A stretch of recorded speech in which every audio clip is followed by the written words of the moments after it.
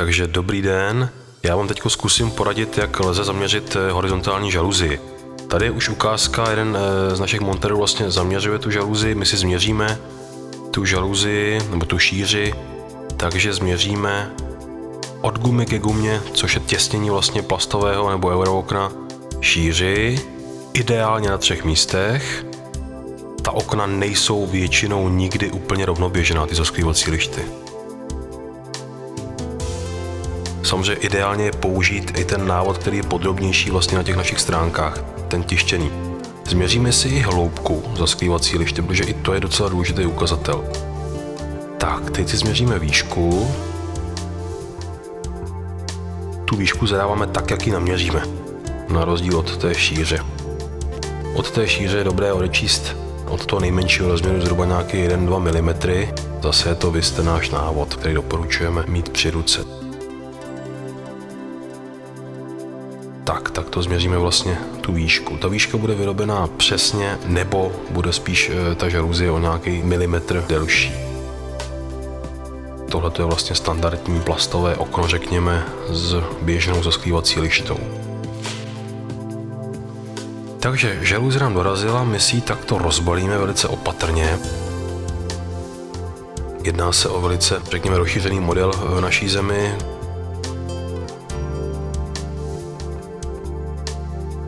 My si sundáme ty plastové krytky, oni jsou poměrně pevné, to znamená, že se nemusíte bát, že je poškodíte.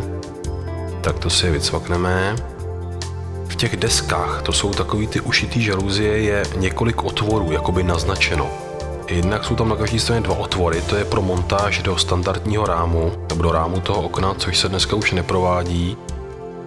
Vy použijete jednu z těch malých dírek tak, abyste tu žaluzii namontovali vlastně do zasklívací lišty toho okna. To je taková ta část ohraničená tou spárkou.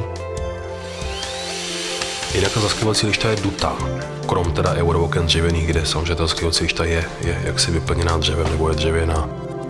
Tak druhý šroub, je dobré skutečně namontovat to na 2 šrouby. Žaluzii nijak nerozbalujeme, necháváme ji na tom okně normálně viset.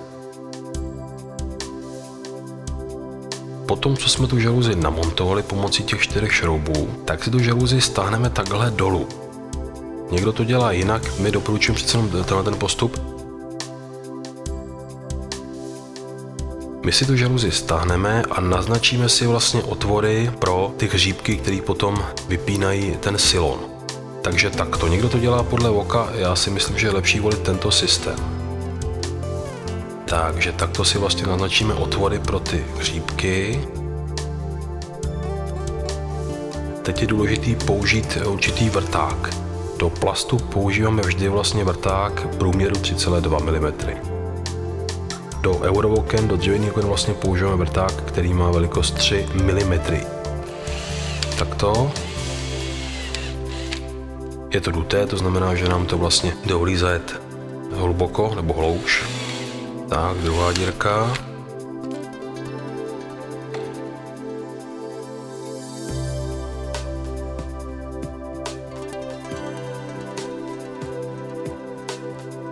Takhle vlastně ten uzlík upravíme a ten silon strčíme do toho otvoru, který nám tam vznikl.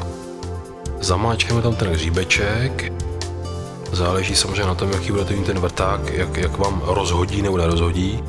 Takže by tam měl jít tak jako zhruba, řekněme, ne úplně stuha, ale zase ne úplně lehce.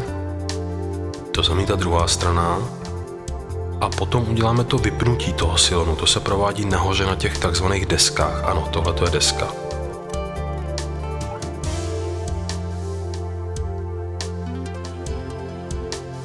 Tady ještě ten silon, ano.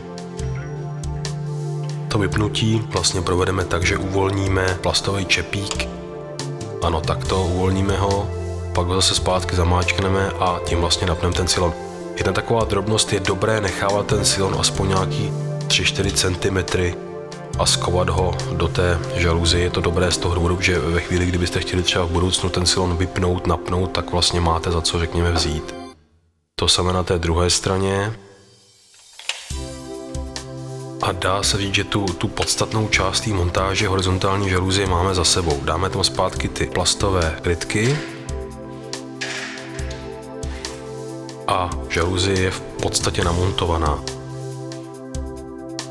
Takový poslední úkol je namontovat držák toho řetízku na rám toho okna. To vám za chvilku náš montér ukáže. Takže je zase ideálně montovat do té zasklívací lišty, jak jsem říkal, to je ta plastová lištička vlastně u skla, ohraničená tou spárou na tom rámu. Takto. Směříme si to, kam ten držák umístíme. Jinak tady jsme nepoužívali podložky. Pak, když by zasklívací lišta toho okna byla méně než 19 mm, tak je potom nutné použít podložky. A je to jenom plastová podložka, vlastně, která nám jakoby oddálí tu žaluzi od toho skla. Tady ji nepotřebujeme, v většině případů ji nepotřebujeme, ale jsou typy zasklívacích lišt, kde tu podložku prostě potřebujeme. Ta se dá ovšem objednat, to není problém. Tak, druhý šroubeček, ten už nám neupadl. Výborně. Takže rozhodně na 2 šrouby, aby nám ta příchytka nebo ten držák na tom rámu dobře držel, a použijeme teda tuhletu krytku a vlastně montáž je hotová.